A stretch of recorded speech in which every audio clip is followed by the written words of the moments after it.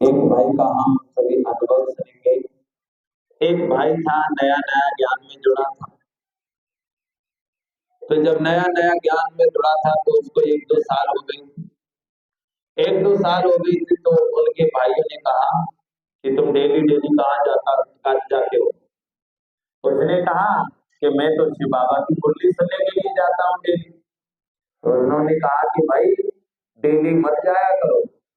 कि नहीं, मैं तो डेली नहीं जाती, स्वयं भगवान आया है, मुरली सुनाता है, बाबा आया हुआ है। तो बोले मान जा। बोले मैं नहीं मानूंगा भैया, बाबा की मुरली तो सुनना ही जाना पड़ेगा। उन्होंने कहा, वो उसके भाई थे जो, उन्होंने कहा प्यार से समझा रहे, मान जा। उन्होंने कहा उस भाई ने कि भैया मुरली तो सुनने के लिए जाऊंगा मैं, आप भले ही मुझे पीट लो, कुछ भी कर लो, लेकिन मैं मुरली सुनने बिना नहीं रहूंगा।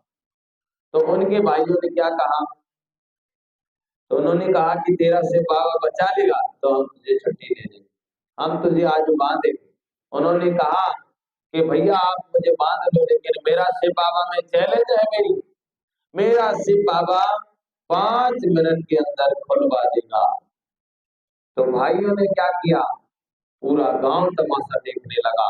और सत्य घटना है, ये झूठ नहीं है, पूरा गांव तमाशा देख रहा है। और उसको उसके भाइयों ने पेड़ से बांध दिया। जब पेड़ से बांध दिया तो पूरे गांव वाले देख रहे थे और उन्होंने कहा कोई नहीं खोलेगा।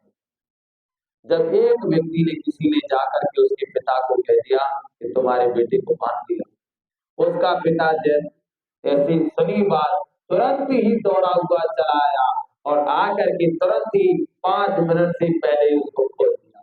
पूरे गांव वाले ने ताली बजाई कि वास्तव में धन्य है, इसने जो कहा वो हुआ।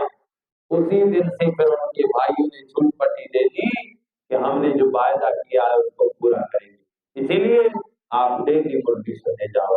हमने समझ लिया कि वास्तव में जिसका साथी है भगवान, उसको क्या रोकेगा आंधी तूफान। जैसे अभी सुनी ना हमने, एक माता थी, डेली बाबा का दोष कर लिया, उसने पहचान लिया शिव बाबा कौन है, आत्मा के पिता है, जन्म जन्म के साथी, कहाँ जाऊं, बाबा की मुरली तो सुनना जरूरी। एक ही मुरली थी, 3 साल लगातार डेली मुरली सुनी। जब उस गांव में वो बहनें आई तो किसी ने कहा कि यहाँ पर दीदी आती है मुरली सुनाने के लिए। तब वो गई और उसने कहा कि दीदी हमारे घर वाले आने नहीं देते थे, सभी मना करते थे, लेकिन मैंने मुरली के बिना नहीं रही, मैंने 3 साल एक ही मुरली सुनी। हमारी दादियों के अनुभव सुनिए, दादियां क्या करती थी।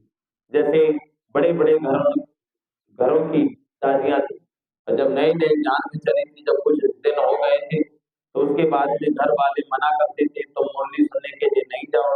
तो क्या करती थी दादियां, पहले लाइट होती नहीं थी, बिजली नहीं होती थी, मोबाइल नहीं होते थे, तो मुरली लेकर के, वो दिया होता था तो मोमबत्ती लेकर के गुदड़ी के अंदर, वो रजाई के अंदर वो मुरली पढ़ती थी।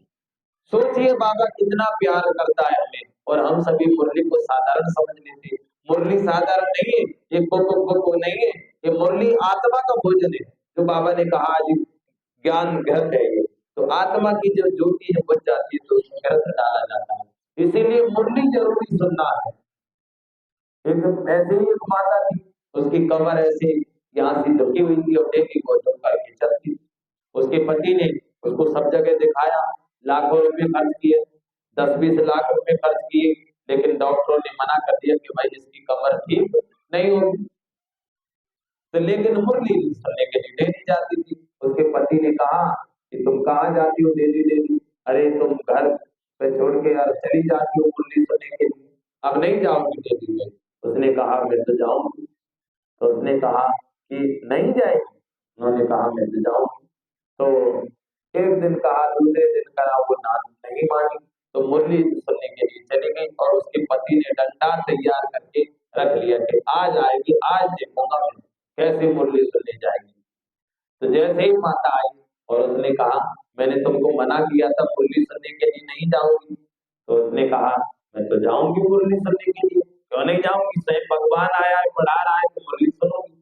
तो उसने कहा, एक डंडा मारा पीठ में, और पीठ में जैसे ही डंडा मारा बिल्कुल बिल्कुल कमर उसने कहा एक और मार दो। उसका पति एकदम से चमत्कार समझा कि बताओ इतने लाखों रुपए खर्च किए, 10-20 लाख खर्च हो गए और कमर ठीक नहीं हो, एक घंटे में ठीक हो गई। तो उन्होंने कहा आज से तुम डेली मुरली सुनने के लिए जाओ, मैं कभी भी मुरली को मना नहीं करूंगा। तो ये बाबा की मुरली है, इसीलिए इसको कहते हैं सत्संग, माना प्रभु के सत्य का रंग, प्रभु के संग का रंग। तो प्रभु सत्संग माना प्रभु के संग। तो मुरली से प्यार है तो मुरलीधर से प्यार है, क्योंकि मुरली किसकी है?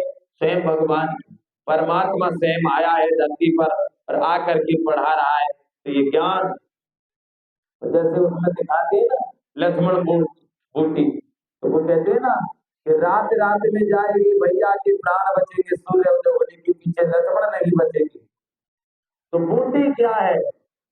तो लक्ष्मण मूर्छित हो जाते हैं तो उस समय हनुमान, हनुमान माना महावीर, वो बूटी लेकर के आते हैं और उस लक्ष्मण जी को जब देते हैं तो वो लक्ष्मण जी और सुखेन बैठ के हाथ से तो वो लक्ष्मण ठीक हो जाते हैं, सही हो जाते हैं। तो मुरली क्या है?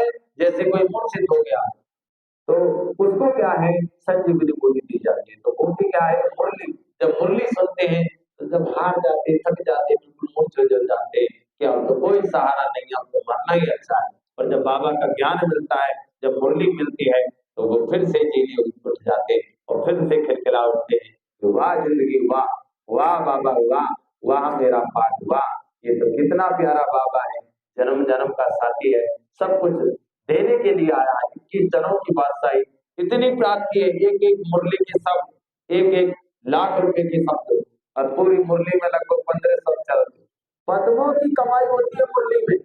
इसीलिए बाबा कहते हैं मुरली बहुत जरूरी है, डेली सुनना, सेंटर पर जाकर सुने। आज ही बाबा ने कहा मुरली क्या है? अविनाशी है। हम पढ़ लेंगे, जैसे पढ़ाई करेंगे तो जैसे शरीर छोड़ दिया तो अगला जन्म लेंगे तो फिर बच्चे पढ़ेंगे, पढ़ना पड़ता है। लेकिन मुरली क्या है? आप सुनेंगे तो अगर शरीर छोड़ दिया तो आपको पद तो मिलेगा, लेकिन फिर क्या?